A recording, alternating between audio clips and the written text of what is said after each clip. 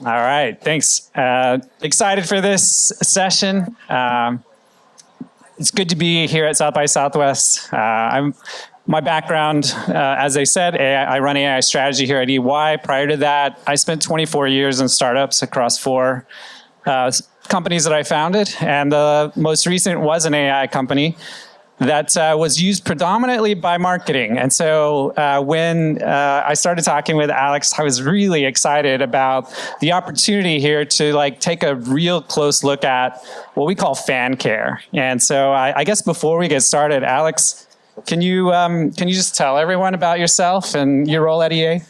Yes, so I'm the vice president of fan care. Anytime I say that, people look at me like, what does that mean? It's customer care, customer experience, customer service, and we're really taking into account the whole fan experience. I really liked the intro with the "It's in the game." I was at South by a couple years ago and sitting next to this guy, and he asked me where I worked, and I told him, he's like, "Oh, that's so cool," which is typically the response, or people sing that back to me. I'm very popular with teenage boys for this reason. And he was like, "Oh, I really love NCAA 2014. And I was like, "Well, college football is coming back." And he was like, "No, this is the best thing I've heard all of South by." And I was like, "Wow, you're welcome." So we have a high standard for today. That's what we're going for. Fan Care is the organization that takes care of our fans. So we're here to help our fans maximize their fun, get into the game, go deep into the game. If there's friction, help them overcome it, and really just get the most from their experience. And I love how purposeful or intentional it is that you use fan. Yeah. And you gave a great story, illustration around Taylor Swift. I don't know if you can share that with the group. So when we talk about the experience, we think about the whole experience. And so the best example is if you're going to a concert or a game, and Taylor Swift's concert was my example, then it's not just about the show on the stage. It's about the ticket buying experience. It's about the merch line. It's about the other people that are at the show around you.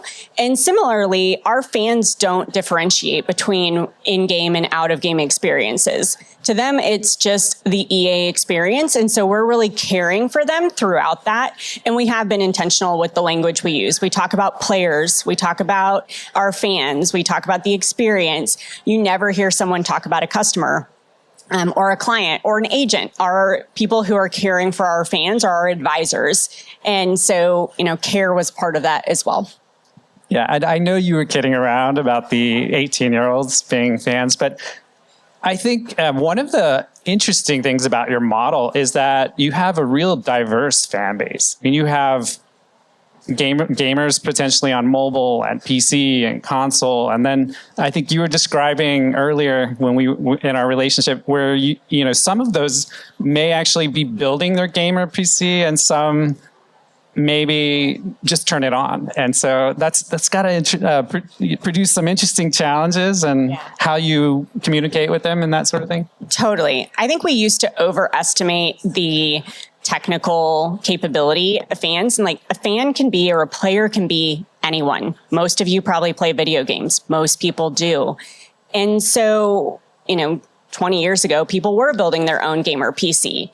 Some people are today, but they may not be now. And so we're not trying to overestimate people's technical language. We're really trying to understand, and this is one area AI comes in, explain your issue in your own words. We can apply our taxonomy to that on the back end of what's the issue type, what's the category, what's the root cause of that. But we want you to get it out in the way that makes sense to you. And then we use that language modeling to really understand how are our fans talking about that so that we can improve our SEO and reach more fans as a result. The creating your own gamer PC or I don't know what kind of internet provider you have.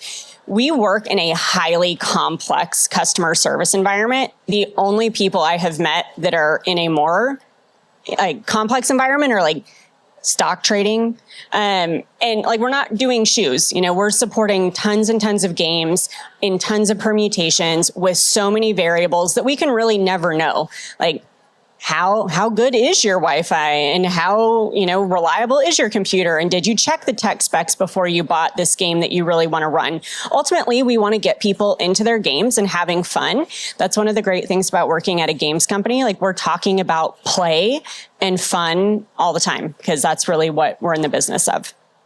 Yeah, and I think along those lines, one of the ways that you mentioned you think about fan success is in that ability for them to thrive. Can you tell us a little bit about the thrive? Yeah, we think about thrive as if you were on a trajectory before you encountered friction or needed care, we want you to get on that same trajectory after, because we want you to get back into your game quickly and start having fun again. We know it's not fun if you're interacting with us. And so we think about internally, are we effective? Are we getting them the right thing? So is it the right link or getting them to the right place?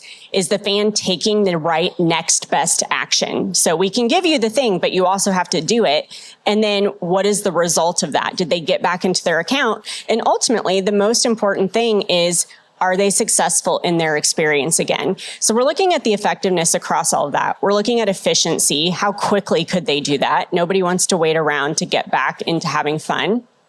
And how more efficient can we be internally? We're looking at queues, we're looking at backlogs, we're looking at all of these things and measuring that. How many touch points did it take? And then thrive is really the most fun. Like, it's really fun to talk about internally, like what our player thrive metrics are. And that's really that trajectory line, I would say. Yeah, I think when we had a workshop a couple of quarters ago or so, and one of the things that was really interesting to me was this concept that the fans are actually going through their own decision journey. They're becoming aware of a problem. Maybe their account is not working or the software isn't working or something. They consider, how can I solve that? So you have a number of channels where you provide support there. They may find a solution, try the solution, and hopefully get back in the game. And it reminded me a lot of what we do in marketing around the decision journey. Having a way to try and almost calculate value for each of those areas where you might be spending effort in helping them. So is that another area that you're thinking about or you're considering? Yeah. Yeah, self-service is our biggest area where we provide support. And so we know that fans want to self-serve. Most of you would probably like to just go online, use a tool, read an article, and fix your issue and not have to talk to somebody. And we know generationally, Gen Z wants to do that even faster. They want to get to a solution in 2 clicks. And so we want to understand, how much are the different types of touch points costing us?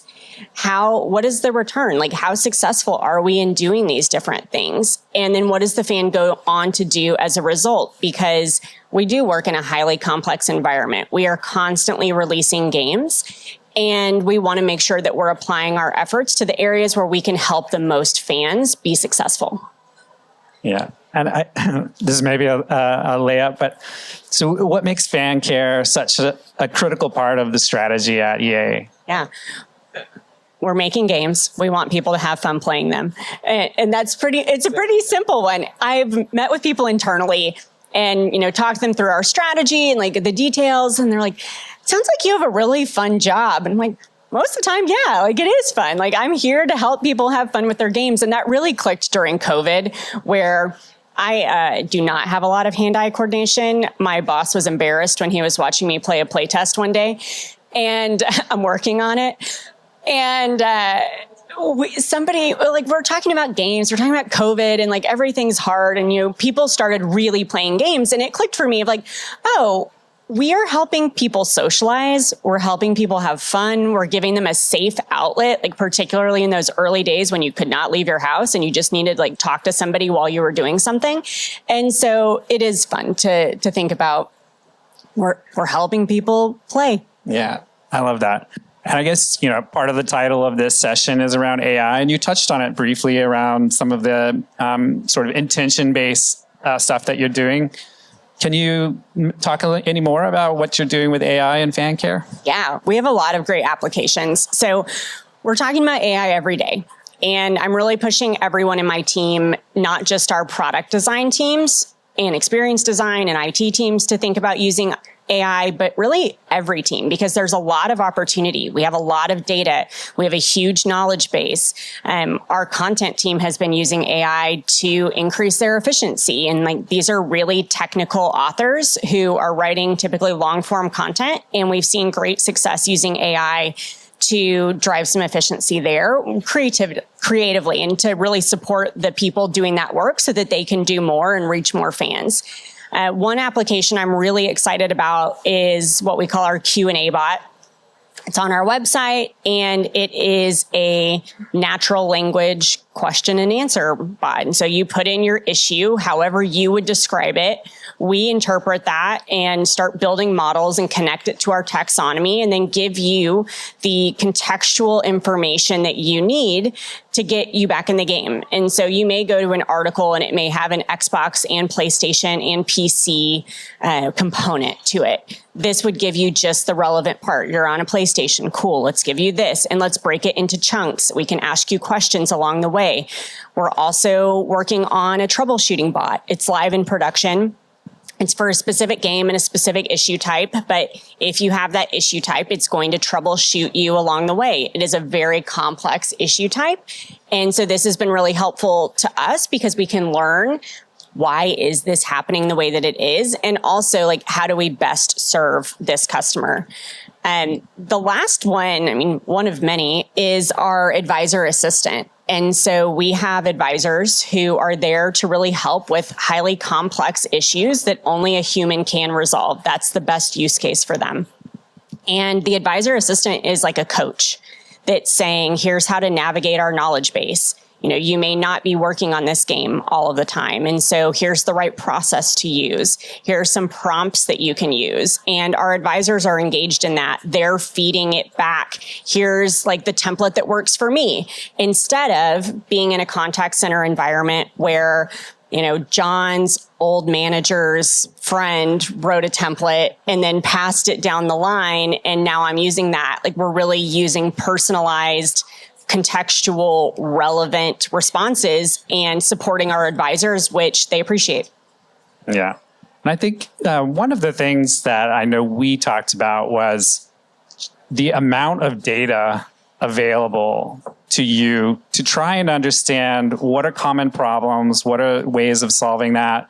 And you mentioned a few times the diversity of the ecosystem, all the games and publishers and whatnot. So can you talk a little bit about how it is that you're making or consolidating some of that data and making that transparent as you're even thinking strategically about how do you move fan care forward? Yeah, we do. We're moving from how do we find I was thinking about this, like there's plane wrecks or shipwrecks and they're trying to find the remains in the water, kind of a dour example. But, you know, it's like, how do we find this like needle in a haystack or needle in an ocean of data? And so how do we get smarter about looking for the signals that really matter and not just looking at all of the signals? It's too much. And really pulling that into lakes or ponds of data. We have a really sophisticated intelligence team that helps us because we want to do the most with what we have and make the best decisions that we can and really give effective care. And we determine that effectiveness by did we do the right thing and did they get back into that experience? And we use the data to help us figure that out. Fantastic. I think another area, and we're talking about brand here, in your view, brand oftentimes can be measured in different ways. So, for example, if I'm thinking about a brand measurement, could be around what's the message I'm putting into the world and what does that mean? Another could be how are people reacting to that message? What's that audience look like? And then another is how are people reacting to the product itself? And clearly, you have a strong signal in terms of helping with the brand around fan care. How else do you think about, the effect of fan care on the brand? And is it really the EA brand or is it maybe more at a game level? Like, how do you think about that at EA? I think about it as care being like almost the human embodiment of the brand. We used to be the face and the voice, right? When you were picking up the phone to call. now it's primarily in self-service or in the game or in a community or even chatting with an advisor. But it's likely the only time you're going to interact with the company on that more personal level that's really specific to your issue, right? Like you're getting the amazing, trailers and personalized messages that are telling you about the new game that's coming out and you want to play Split Fiction because you saw this cool thing. This is really, here's how you specifically can be successful with this product. Here's how you can specifically go deeper and get the most fun out of it. And so it's really, there's a more personal nature to it at times than I think you see other places. I love that. So, Drucker said, the goal of any business is to generate a customer. And then I think we started to see product reviews help generate customers. And I think you could say goal of a business is to create customers who willingly create more customers. And when I think of what you're doing here, I can imagine there are channels where you may have influencers, or you may have just other gamers also trying to help gamers, maybe even outside of your purview. And how do you view that or engage with that or kind of like let it run?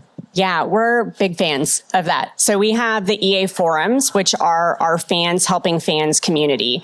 These are best in class forums. They're very lively. Imagine that you are a really passionate Sims player and you want to help other people play The Sims. And so you create an onboarding guide. I saw a few smiles with Sims. Sims was the first video game I played. It's always a hit, going strong 25 years in. And people are really passionate about that. And so we give them opportunities to parlay that passion into helping other fans. And we have a really strong super users program. We also see this with influencers. So much as you would brief a marketing influencer or marketing would brief an influencer to go out and spread the message, we also brief influencers on common help topics. And so it's not necessarily reactive care, like I need to fix this specific thing that you had, but how do I get ready? So think back to college football. If you hadn't played since NCAA 2014, that was 10 years. You may not remember your credentials. And it's really not fun to get a game and then not be able to play it that day. Like you want to be ready to go when early access hits so that you can start getting into things. And so working with them to get the message out and to get to communities that we may not get to. We also know that Gen Z prefers different channels. So we're on YouTube more and more. We know that they prefer listening to people that are like them. And so we're working with influencers that way to reach new audiences, but also reach audiences in a different way. Oh, that's awesome. I think one other thing that's kind of interesting to me is we think about products being introduced into the market, and then there's usually a new product introduction strategy around that. How is it that your team gets ready as a new product is being launched? Because I imagine even day one, you may get a few calls. Day -14 is typically early access. So yeah, I mean, and we support through betas and we support through alphas and, quiet launches. And so we're really there through the whole piece.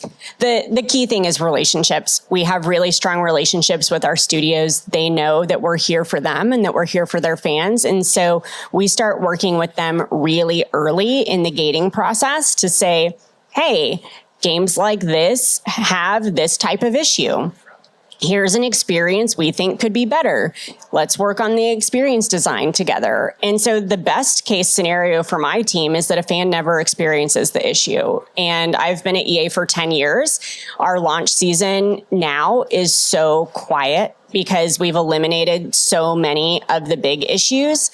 And that's why we're able to focus on helping fans onboard effectively. Onboarding is really important. If you don't have a good onboarding experience, if you don't know how to play your game, you may not stick around. That's not fun. And really getting in and going deeper in all of that and expanding what we can do, because we are capable of doing more than just fixing things when they break. And I think that's also how we generate more loyalty and trust from our fans, because they know we're here for them. Yeah. No, I love that. I love the way you talked about the personification of kind of the brand voice being fan care, and I think makes a lot of sense there. This is unscripted now. So just day to day, where do you where is it that fan care kind of puts their most energy day to day? Yeah. Day to day. We're in the experiences organization. So we sit alongside marketing, and we are really spending a lot of time thinking about and working on how we get care where fans are and when they need it. And so fans are typically in the game. And so how do we get content in the game? And we've done some really cool things this year with in-game content where we teach you how to build a squad, or we help you understand like what this new technical requirement is. Awesome. We teach you how to like do a new challenge. And we've seen really positive feedback from our fans. They appreciate that. It's trustworthy. It's coming from EA, and it's there to support them having fun. And it's where they already are. And so that's a big focus for us. The rest of our operation, our communities, our live support, our self-service, they run well. We're also working on a new self-service experience, which will come out. Our website is help.ea.com. And it'll come out this summer. It's piloting next week internally, which I'm very excited about. And so those are really the two things that we're talking about constantly. The other is community. And EA views our community with like little c of anywhere that our fans are interacting with other fans or interacting with EA. And so we do all of the moderation for the company and the community management. And we are expanding into Discord and helping our fans there and really thinking about like what are the communities that make the most sense for us and what's the strategy look like there. Yeah, so you touched on in that answer a concept that you mentioned some time ago around this movement from reactive care to more proactive care and then value driven. Can you talk a little more about that? Yeah, we call it our shift left strategy. So if you're thinking about reactive care is here, that's like one-to-one support, typically live support. You also have one-to-many, and there's community and self-service. You also have proactive, preventative, and then value add. And so proactive for us is we saw that you had an issue because we're paying attention to the data, we're paying attention to the signals and saying, here's how you can recover from that. Here's how you could do something better. And maybe it's just onboarding, like, oh, you needed this, and so we showed you how to do it. It doesn't have to be that something broke. Preventative is really getting ready to play college football. So remember, like, here's how to reset your login credentials because it's been 10 years. And value add is what we strive to do in every interaction of really helping you with the issue that you have or providing the care that would benefit you most right now, but also giving you more so that you'll continue to be successful. And we want our fans to feel valued and that they can count on us. And I think generally they do, which is great. Awesome. I don't know if we were going to... We have plenty of time for questions. Yeah. We have a little bit of extra time for this panel. So we'll throw it out to the audience. But just selfishly, I want to thank you and the EA team for having the early or late 90s controllers option. So I could still kick my son's ass when I play him in Madden. So thank you. You're welcome. I can't take credit for that, but I will find out who does. Please bubble that up because all the Gen Xers are saying thank you for that. Okay, questions from the audience. Anybody? Right over here. You're great, man. I don't have any more Cheetos. I don't know if I have many more questions, like the quota I'm spending it. But my question is, I've worked for the gaming industry like a lot, and one thing that keeps showing up is this, and I believe that EA has this opportunity / problem, which is catalog revival. Right? You have such an extensive list of games from the past that you guys have the agency to relaunch or to do something new about it. And I think that in your position, you have a lot of information on, we should really focus in trying to... I'm playing Jedi Survivor again now, like throwing stormtroopers off balconies is my jam. So how do you leverage the amount of information you have on old games to leverage that for the company instead of just like thinking of troubleshooting, but more of like, we have an opportunity to relive this game and this experience, this narrative. Do you guys have this structured? Yeah, I'm glad you're playing Jedi. It's a great game. We do. And so I met someone who was new to the company recently, and they're like, can you tell me all about this game? I'm like, Yeah, we can tell you what the community sentiment was and how, and the issues that people saw, the opportunities that people saw, the things people really loved. And here's the things that could have gone better. And so we're always in conversation with our studio partners on what we did, what worked, what we're going to do next time. And those partnerships are really tight. And so for every game, we're doing that. Excellent. Thank you. More questions from the audience, please. Anybody else in the back? Any questions? No? Okay. Oh, I got one in the back. You can stay seated. That's a tough corner. Thank you for your time. You could make my South by Southwest experience if you could give any updates on NCAA basketball, coming up with Final Four. No pressure. But no. My question is does taking care of fans ever extend outside of the game? Any other societal issues or issues that may be affecting the community that doesn't happen in the game?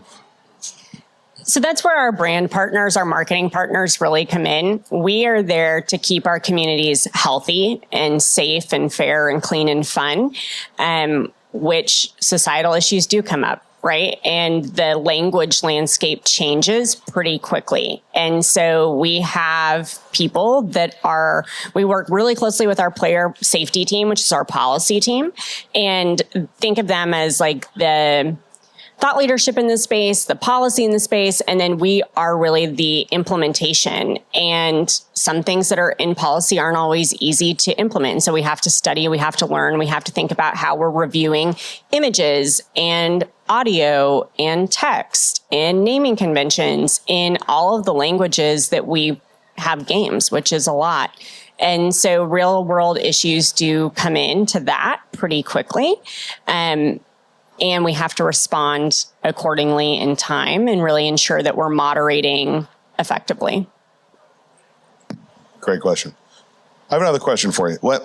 You think about how video games, you want to have the escapism, you want to have that feel that you're actually playing a game, and especially with some of the sports games, it's becoming so real looking that it looks like the game is on. Is that the North Star to really make it look just like real life? Or do you still want to have it still feel like it looks like a video game? That's out of my world, but I'll tell you that I was reading an article, not related to EA specifically. It was outside of the company, but it was about how people are shooting games, filming the games in the style of video games now. And so a lot of the angles that you see in Madden or college football are what you see on ESPN these days. So there's a definite connection there. Art imitating life, imitating art kind of thing. All right, well, great. That's our show for right now. We're going to have a 15-minute break. We're going to have a 5-minute break. We're going to have a 5-minute break. So don't go anywhere. You guys want to get a cocktail? Thank you so much, Alex and John. You guys are fantastic. Big round of applause.